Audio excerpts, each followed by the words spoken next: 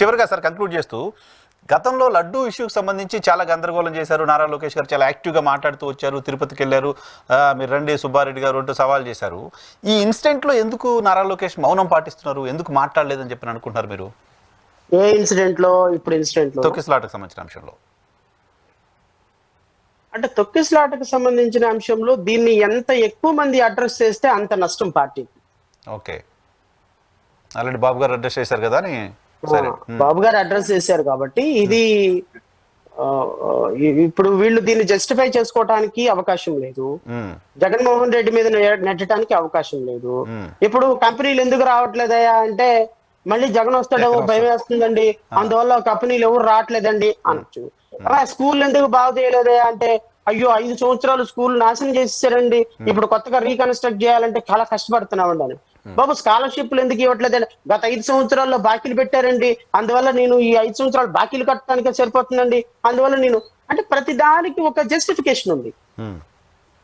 ఇప్పుడు ఈ ఇన్సిడెంట్ లో నిజంగానే కనుక అనకూడదు కానీ గత ప్రభుత్వంలో ఒక 8 మంది చచ్చిపోయి ఉన్నారనుకోండి ఇలాంటి ఇన్సిడెంట్ లోనే. ఇప్పుడు నారా లోకేష్ వచ్చి గత సంవత్సరం 8 మంది చచ్చిపోయారండి, ఇంకా మా ప్రభుత్వంలో 6 చచ్చిపోయారని చూడడానికి అవకాశం ఉంటుంది. This is the first occasion కదా ఇన్సిడెంట్. టీటీడీ చరిత్రలో ఇంత దుర్ఘటన మొదటి దుర్ఘటన.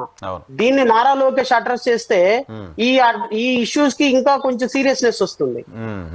అంటే ప్రతి ఒక్కళ్ళు అడ్రస్ చేసుకుంటూ వెళ్ళకూడదు, ఎందుకంటే మన వైపు తప్పు ఉన్నప్పుడు ముఖ్యమంత్రి గారు పెద్ద అయినప్పుడు ఆయన అడ్రస్ చేసిన తర్వాత ఇంకా ఆయనకంటే కింద వాళ్ళు వచ్చి అడ్రస్ చేయటం అనేది కరెక్ట్ కాదు. ఇంకొకటి కూడా చెప్తా, అసలు పవన్ కళ్యాణ్ అనేటువంటి వ్యక్తి 2 లక్షల పుస్తకాలు కాదు కదా, 2000 పుస్తకాలు చదివినా ఆ 2000 పుస్తకాలు ఏదో ఒక చోట ఉంటది కుక్క పని కుక్క చేయాలి, గాడిద పని గాడిద చేయాలని.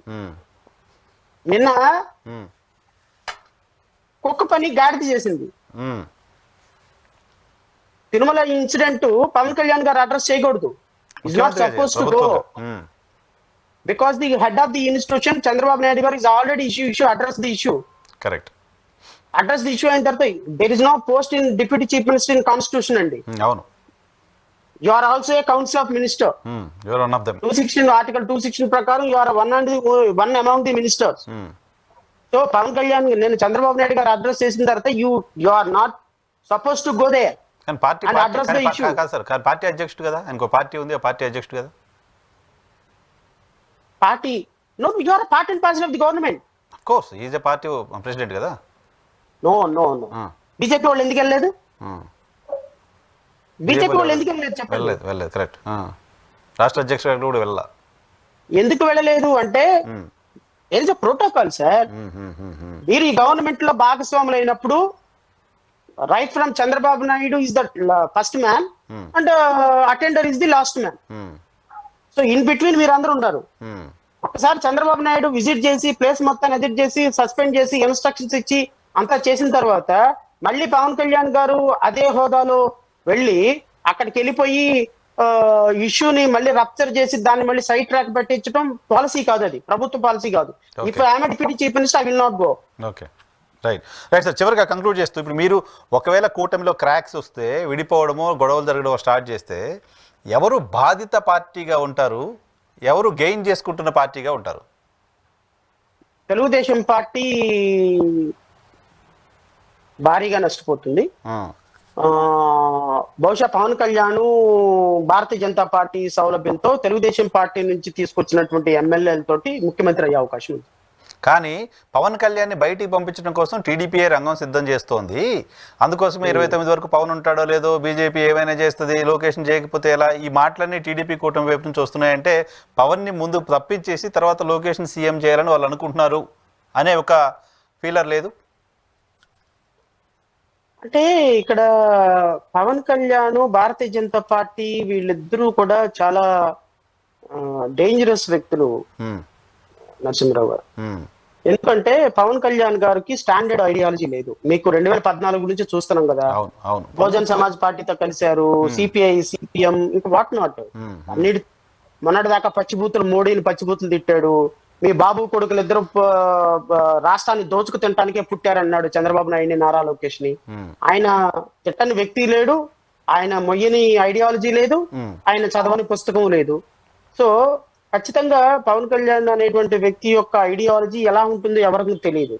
ఇప్పుడు పొద్దున నిజంగానే పవన్ కళ్యాణ్ గారిని బయటకు పంపించేసి భారతీయ జనతా పార్టీని పొగపెట్టి బయటకు పంపించేసిన సందర్భంలో వీళ్ళిద్దరూ బయటికి వెళ్ళిపోయి కామ్గా గోల్డ్ కూరుకుంటా కూర్చుంటారని నేనైతే అనుకోను.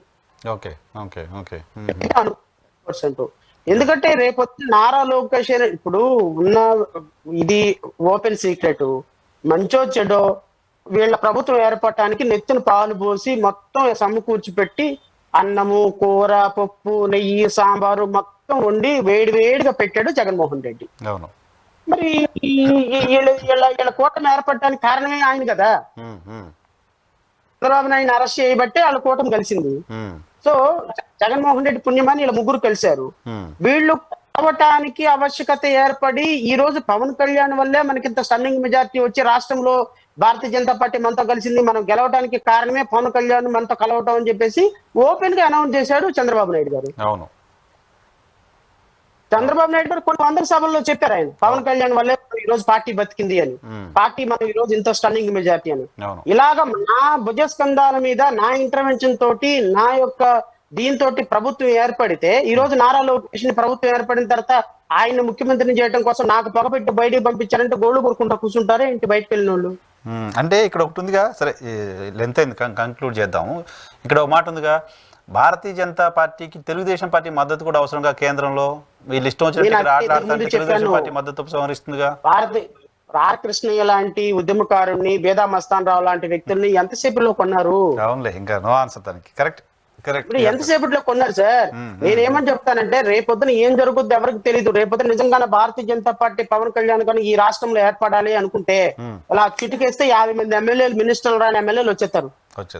చాలా మంది అసంతృప్తిగా ఉన్నారు తెలుగుదేశం పార్టీ ఎమ్మెల్యేలు. అది నిజం. ఎంతసేపు నరసింహరావు గారు పొలిటికల్ సిస్టమ్ చేంజ్ చేయడం, ఎంతసేపు భారతీయ జనతా పార్టీ చేస్తున్నటువంటి విన్యాసాలని మనం చూడటం లేదా? చేస్తుంది చాలా రాష్ట్రాల్లో. ఉత్తరాఖండ్ లో 40 మంది ఏమంటారంటే తెలుగుదేశం పార్టీ కార్యకర్తలు, తెలుగుదేశం పార్టీ ప్రభుత్వంలో ఉన్నటువంటి పెద్దలు బీ కేర్ఫుల్, బీ కాషియస్.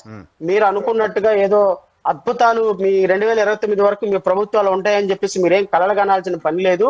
కాబట్టి కాస్త ప్రజల మన్ననలను పొందేదానికి ఈ ఎంతవరకు ఉంటారో మాకు తెలియదు, కాబట్టి ఉన్నంత వరకైనా ప్రజల కోసం పనిచేయమని అయితే మనస్ఫూర్తిగా కోరుకుంటాం.